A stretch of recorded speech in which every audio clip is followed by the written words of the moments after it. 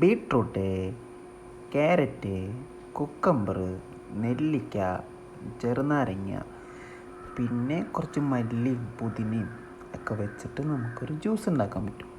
നല്ലൊരു healthy drink പോലത്തെ ഒരു ഡ്രിങ്കാണ്.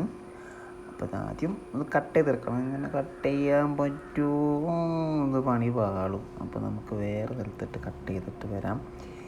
ഇത് നമുക്ക് ഇഷ്ടമുള്ള രീതിയിൽ ഡയമണ്ട് കട്ടോ സ്റ്റാർ കട്ടോ അങ്ങനെ കട്ട് ചെയ്തെടുക്കാം. എന്നിട്ട് നമ്മൾ കട്ട് ചെയ്ത് വരുമ്പോൾ അതിങ്ങനെ ഒറ്റയടിക്ക് അപ്പോൾ ശ്രദ്ധിച്ച് കട്ട് ചെയ്യാം. എന്നിട്ട് ക്യാരറ്റ് പിന്നെ കുനാന്ന് കട്ട് ചെയ്യാം. അതുപോലെ തന്നെ കുക്കുംബർ ഇങ്ങനെ അടിച്ചടിച്ച് കട്ട് ചെയ്തെടുക്കാം. പിന്നെ ഒരു നെല്ലിക്ക ഇങ്ങനെ കുനുകുനാന്ന് കട്ട് ചെയ്തെടുത്തിട്ട് വേണം ഇതെല്ലാം കൂടിയിട്ടൊരു ജാറിനകത്ത് ഇട്ട് കൊടുക്കണം. പിന്നെ നമുക്കിപ്പോൾ വേറെ ജാറുണ്ടല്ലോ കുപ്പി പോലത്തെ, അങ്ങനത്തെ ഒക്കെ ഇടാം. ഇതൊക്കെ കഴിഞ്ഞിട്ട് ഒരു നാരങ്ങ പിഴിഞ്ഞ് വയ്ക്കണം. പിന്നെ മല്ലിയും പുതിനയിലൊക്കെ ഇടണം. പിന്നെ നമുക്ക് ആവശ്യത്തിനുള്ള പഞ്ചസാര ഇടണം.